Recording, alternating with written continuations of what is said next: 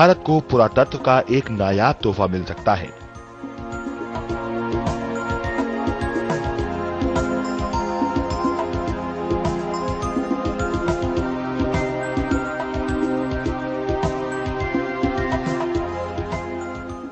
भारत की पहली महिला प्रधानमंत्री इंदिरा गांधी भी इस स्थल को देखकर मोहित हुए बिना नहीं रह सकी थी।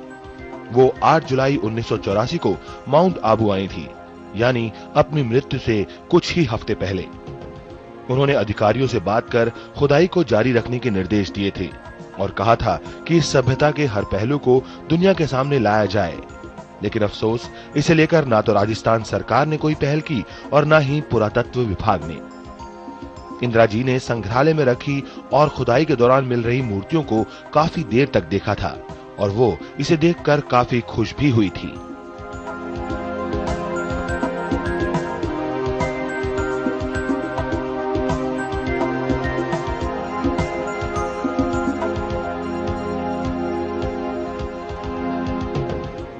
माउंट आबू का संग्रहालय बाहर से देखने पर कबाड़ खाने जैसा मालूम होता है, लेकिन इसके अंदर खुदाई के दौरान मिली अनमोल और दुर्लभ मूर्तियां हैं। राजस्थान सरकार अगर इन मूर्तियों को भी ठीक से रखरखाव करे, खुदाई के दौरान मिली मूर्तियों को दुनिया के सामने लाए, तो सैलानी न सिर्फ इस सभ्यता का दीदार करेंगे, बल्कि राजस्थान के लिए इस सभ्यता की निशानियां किसी कामधेनु गाय से कम साबित नहीं होंगी। यानी राजस्थान पर्यटन विभाग की झोली में धन की वर्षा शुरू हो जाएगी। इस समय माउंट आबू से अनिल कुमार एरन।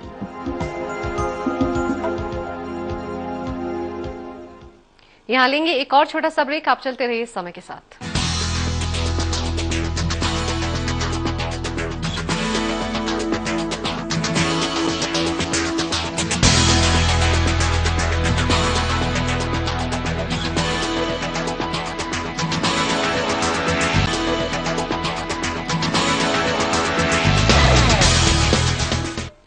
वैसे तो काशी ही शिव की मूल नगरी मानी जाती है। कहते हैं कि उनके अचलेश्वर स्वरूप का वास अम्बुजा जंगलों में भी था। यहाँ 300 मंदिरों के होने की पुष्टि भी हो चुकी है और बाकी मंदिरों को खुदाई का इंतजार है। लेकिन यहाँ 999 मंदिर क्यों बनाए गए, ये बात इतिहासकारों की भी समझ से बाहर है।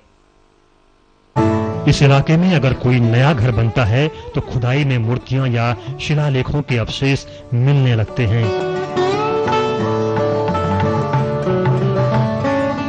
हाल में यहाँ ऐसे ही कुछ अवशेष मिले जिससे यह स्थान एक बार फिर चर्चा का विषय बन गया।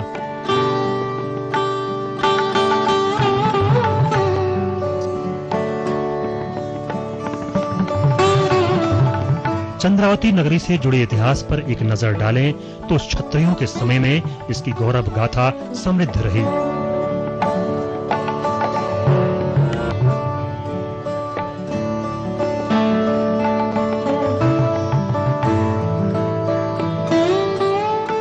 यशोधवल और धारवर्ष प्रतापी राजा हुए। सन 1188 में धारवर्ष ने माउंट आबू के नजदीक शहाबुद्दीन गौरी को लड़ाई में हरा दिया था।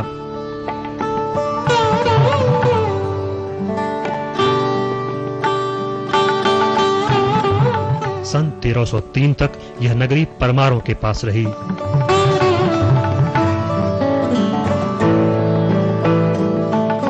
कहते हैं सन 1311 में चौहान राज्य के संस्थापक ने परमार वंश के अंतिम शासक को मारकर चंद्रावती नगर पर कब्जा किया था।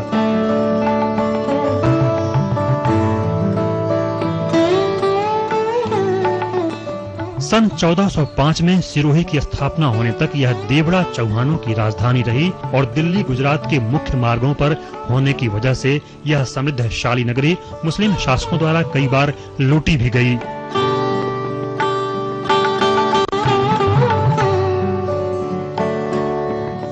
राजपुताना मालवा के ठेकेदारों ने भी यहाँ काफी क्षति पहुंचाई। 13वीं शताब्दी में चंद्रावती नगरी के राणा यशोधवल ने शेष जिंदगी ईश्वर भजन और तीर्थाटन में गुजारने की प्रतिज्ञा की। पेशकश में फिलहाल इतना ही। लेते हैं एक छोटा सा ब्रेक, लेकिन आप चलते रहिए समय के साथ।